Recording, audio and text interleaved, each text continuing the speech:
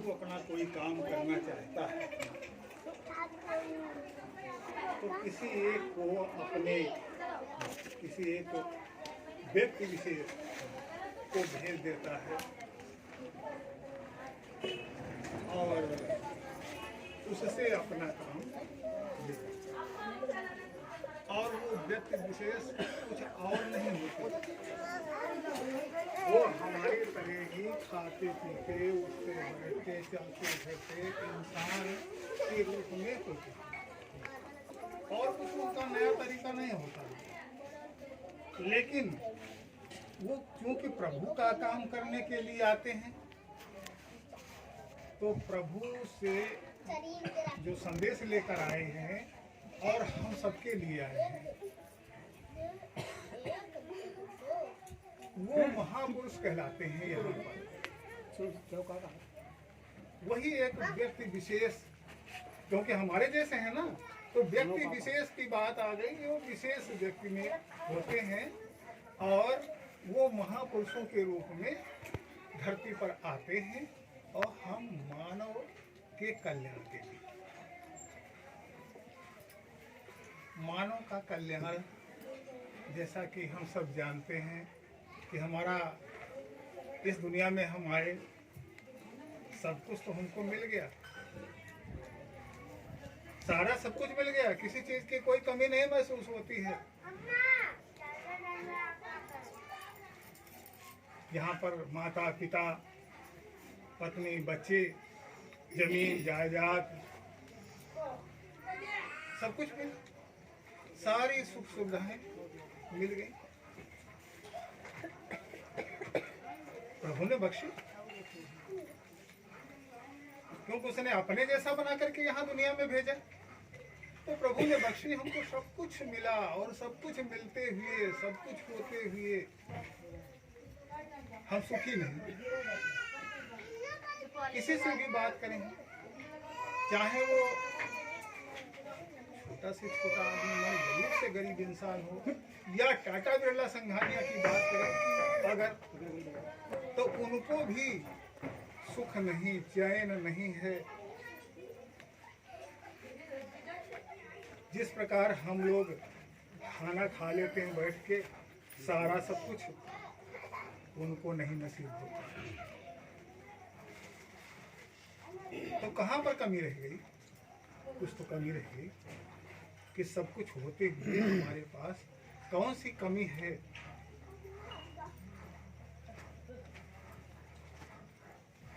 और वो पुराने लोग बड़े अच्छे ढंग से कहा करते थे, काल आए थे हरि भजन को और ओटन लगे को।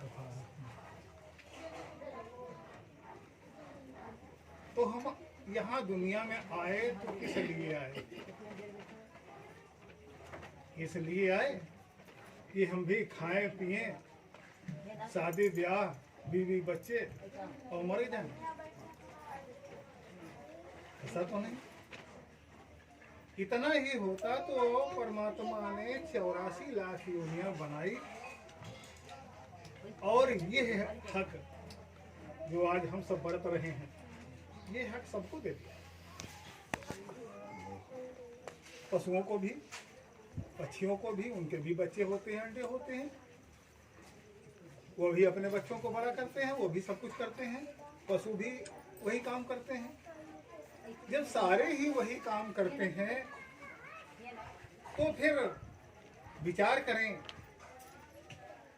कि जैसा कि गोस्वामी तुलसीदास जी लिखते हैं कि बड़े भाग मानुष तन पावा, बड़े भाग मानुष तन पावा, सूर्य दुर्लभ सब लाभ। ये बड़ा भाग्य क्यों है कि ये देवताओं को भी दुर्लभ है, जिनके लिए हम लिए दूध कटोरा घूम रहे हैं, इस तरीके से डाल देते हैं और घर में प्यासा व्यक्ति प्यासा मरता है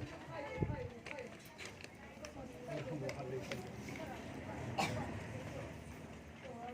वही देवी देवता ये तरसते हैं कि मनुष्य योनि हमें मिल जाए तो हमारा भी जीवन सार्थक हो जाए। और वो हमको मिल चुका है, वो हमको मिल चुका है। अब मिल तो चुका है, लेकिन ऐसे क्या होता है कि हम जब हम कहीं पर इकट्ठे होते जाते हैं, पहले तो हम जाते ही नहीं, पहले तो हम किसी की संगत करना नहीं चाहते। संगत तो हम जरूर करते हैं, संगत तो करना मन का स्वभाव है, लेकिन सत्संगत नहीं करते, सत्संग में नहीं जाते। और सत्संग क्या है? सत्संग तो वो धारा है जहाँ पर उस सत्य, दुनिया में देखें सत्य क्या है, जितनी भी इन चमड़े की आंखों से हमारी जहाँ भी दृष्टि जाती है, जितना भी हम देख सकते हैं, ये सारा सब कुछ बदलाव में है, बदलता है। हम कभी बच्चे थे, आज ये उम्र पर आ गए, कभी जवान थे, कभी पेड़ छोटा लगा था, बड़ा हो गया। हर चीज बदलाव में जा रही है, यहाँ तक कि जितनी भी चीजें हम आंखों से देखते हैं वो सारी बदलाव में जा रही है। यानी वो सब सच नहीं है। सच उसे कहते हैं जो कभी बदलाव में न जाए, वो सच होती है। जब वो सच होती है कि बदलाव में न जाए, उसके लिए गुरबाणी कहती है आज सच, जुगा भी सच, है भी सच, और नानक होसी भी सच। वो सच ऐसा सच जो आज भी है, कल भी रहेगा और आगे भी बना रहेगा, यानी वो कभी खत्म नहीं होगा। ऐसा हम दुनिया में विचार करते हैं तो कोई भी वस्तु ऐसी दिखती नहीं। यहाँ तक कि हम इस शरीर, ये शरीर हमको मिला, उस परम पिता परमात्मा ने शरीर देकर भेजा और उसमें स्वयं खुद आकर के बैठ गया, जिसे हम आत्मा के नाम से जानते हैं। आत्मा के लिए कहा गया, संस्कृत में एक उक्ति आती है कि वो आत्मा कभी नहीं मरती। कहते हैं वसांसि जीर्णान यथा विहाय नवानि गृह्णाति नरो पराणि तथा शरीराणि विहाय जीर्णा अन्यानि संयाति नवानि देहि। वो आत्मा नहीं मरती। तो क्या नहीं मरा? एक आत्मा, और दूसरा कौन नहीं मरता? वो परम पिता परमात्मा, वो नहीं मरा। और उसी ने ही हमको ये शरीर दे करके भेज दिया। और जिस समय उसने शरीर देकर भेजा तो कुछ आत्माएं, यानी असंख्य आत्माएं हैं, जिनमें कुछ ऐसी आत्माएं थी जो नहीं आना चाहती थी। कहते मनुष्य ऐसे थोड़े आप बन गया, परमात्मा ने ऐसे मनुष्य नहीं बना दिया। गोस्वामी तुलसीदास जी लिखते हैं कि कबहु करि करुणा नर देहि देत हेतु बिन। उसको जब दया आई, क्योंकि हम नाना प्रकार की योनियों में भटक रहे थे, कभी कुत्ते बिल्ले, कभी नाली के कीड़े, कहीं कुछ कहीं कुछ, अरे ऐसी ऐसी योनियों में भटक रहे थे। उसको दया आई कि हमारा ये बेटा कहीं न कहीं से कैसी पुकार करने की व्यवस्था हो। तो उसने अपने जैसा चोला दे करके हमको इस धरा पर भेज दिया। जब उसने भेज दिया, जब उसने परमात्मा ने अपने जैसा चोला दे करके भेज दिया इस दुनिया में, तो उसने ये भी व्यवस्था कर दी कि हम हमारे से तुम मिल जाना। और कैसे मिलोगे भाई? कोई आदमी किसी से मिलना चाहता है तो कैसे मिलता है? तो उसकी बात सुनता है, उसके जैसा चलता है, उससे प्रेम रखता है, तो वो परमपिता परमात्मा उससे मिल जाता है। जा पर जाको सत्य स्नेहु, तो मिल जाता है। तो इस तरीके से वो मिलने का वसीला उसने बनाया। मिलने का वसीला तो बना दिया गया, लेकिन अब हमारे अंदर वो तड़प होनी चाहिए। जैसा कि गोस्वामी तुलसीदास जी लिखते हैं, बिन सत्संग विवेक न होई, बिन सत्संग विवेक न होई। क्योंकि दुनिया में हम हैं, सब लोग हैं, संगत मन करता है, मन अपने मुताबिक संगत करता है, और हमें उस धुरधाम परमात्मा के पास जाना है। तो परमात्मा को जो चीज भाएगी वही तो करेंगे, वही करना पड़ेगा, तभी हम परमात्मा के पास जा पाएंगे। जिस प्रकार हमारी माताएं बहनें श्रृंगार करती हैं, उसी प्रकार परमात्मा के लिए भी तो कुछ श्रृंगार होना चाहिए।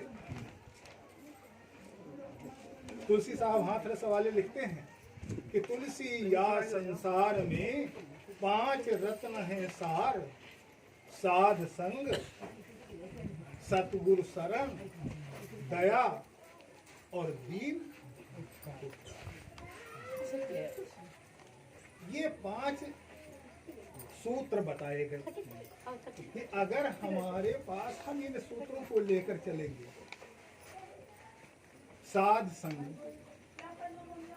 अब साध संग की बात आती है तो साधु भी हम कैसे जानेंगे?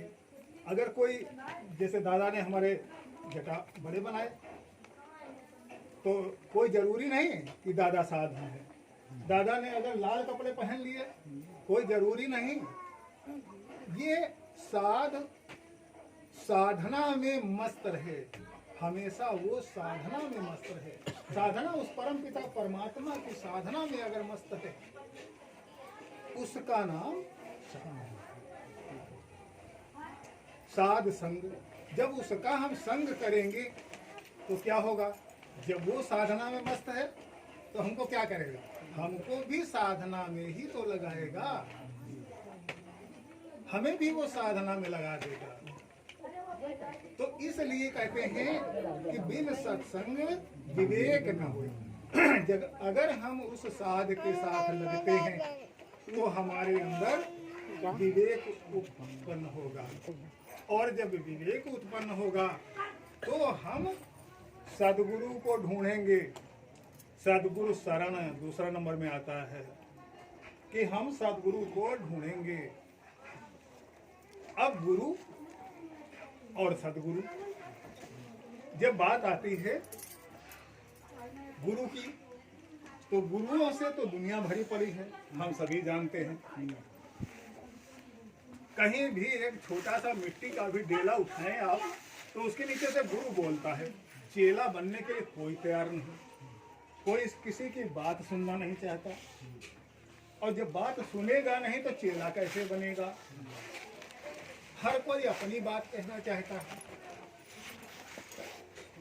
तो गुरुओं से दुनिया भरी पड़ी है।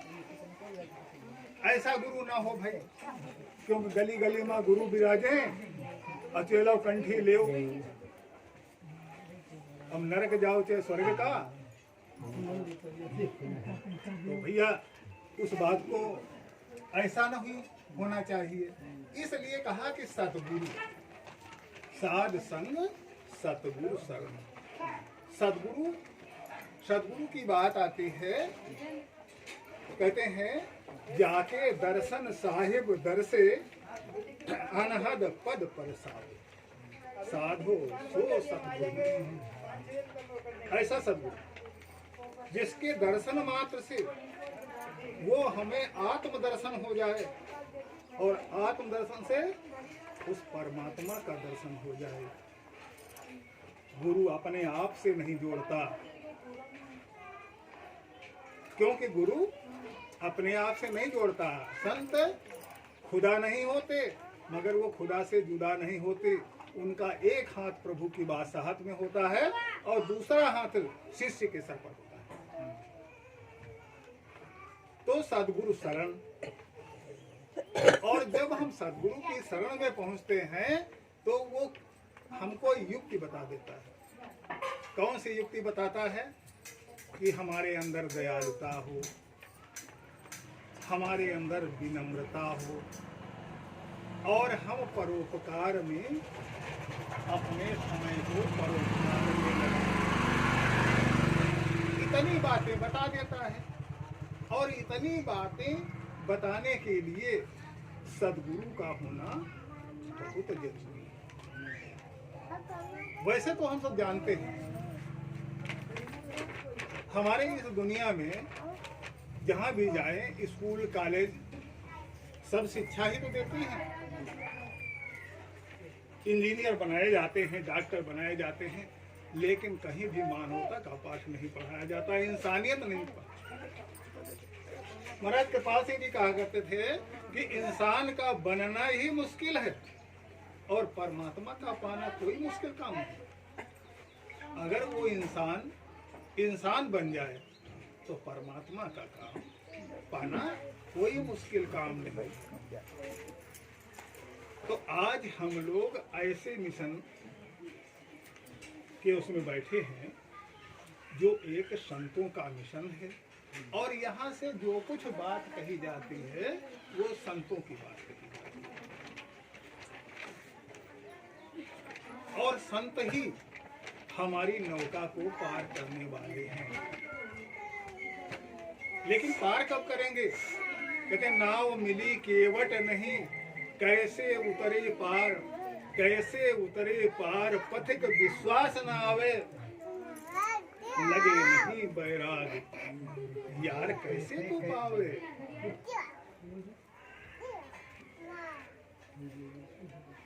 तो नाव तो मिल गई, परमपिता परमात्मा ने दया करके शरीर दे दिया,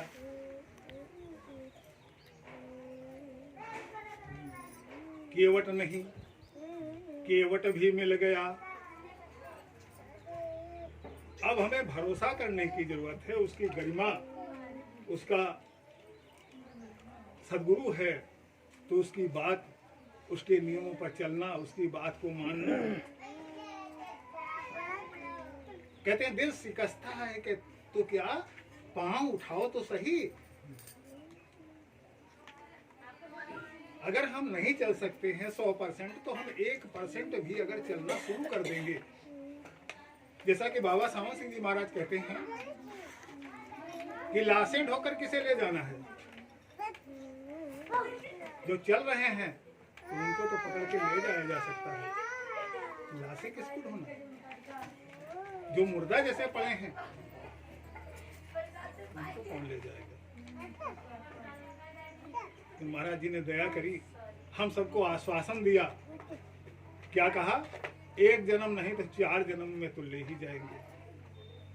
अब इससे हमारी नाथ इतनी ढीली हो गई है कि हम लोग ये नहीं समझ पा रहे हैं कि ये हमारा पहला जन्म है या चौथा जन्म है। इस बात को भी तो हमें समझना चाहिए। तो हम ज्यादा से ज्यादा उनके आदेशों का पालन करें और ये सावन कृपाल रूहानी मिशन ऐसे संतों का मिशन है जैसे हजूर बाबा सावन सिंह जी महाराज, यहाँ का कोई भी संत, चाहे वो बाबा सावन सिंह जी महाराज, डिटेल में नहीं जाना चाहते क्योंकि समय के बंधे हुए हैं। तो बात ये है जैसे बाबा सावन सिंह जी महाराज, वो भी एक मिलिट्री इंजीनियर थे, अपनी ही रोटी रोजी कमा करके उन्होंने गुजारा किया, किसी का एक ग्रास भी उन्होंने नहीं लिया। ऐसे ही महाराज कृपाल सिंह जी, उनके सामने एक समय आया कि वो पहले से ही सब कुछ बांट दिया करते थे और कुछ अपनी जो व्यवस्था खाने की है उसके लिए कुछ रख लेते थे। तो उसमें से कुछ समय ऐसा आया कि उन्होंने उससे भी कुछ दे दिया, तो उन्होंने 10 दिन गुड़ और चने खा करके बिताई थी महाराज कृपाल सिंह से। तो उन्होंने किसी के ग्रास पर कभी भी कदम नहीं मारा। साफ शब्दों में बताया जाता है कि हम लोग अपने लिए कितना कर रहे हैं और अगर हम दूसरे का बोझ लेंगे तो कितना करेंगे। कहते हैं ग्राही का टुकड़ा बुरा, 9 अंगूर दांत, और भजन करे तो उबरे और ना ही निकाले हाथ। तो संतों का तो ये मिशन है। संत और साधु में केवल फर्क तो यही है। कहते पीर पैगंबर औलिया जे को मांगन जाए, उनके भूले लागो पाए। वो नहीं, संत नहीं कहा। दाता का हाथ ऊपर होता है और संत दाता होते हैं। दाता का हाथ ऊपर होता है, हम सभी लोग जानते हैं। जो मांगता है वो किसका हाथ नीचे होता है और देने वाले का हाथ ऊपर होता है। अगर वो हमारे दरवाजे पर हमारी रोटी के टुकड़ों पर पलता है, वो दाता नहीं हो सकता, वो भिखारी होता है। तो ऐसे संतों के मिशन में हम सब लोग शरीक हुए हैं। हम सब लोग इनकी बातों पर ध्यान दें और ऐसे ही, जैसा कि कहा दिल से कसता है कि तो क्या, पांव बढ़ाओ तो सही। अगर आज एक कदम बढ़ेगा तो कल दूसरा कदम बढ़ेगा, कल तीसरा कदम बढ़ेगा। बिल्कुल सेम टार्च की रोशनी कई किलोमीटर नहीं दिखती है।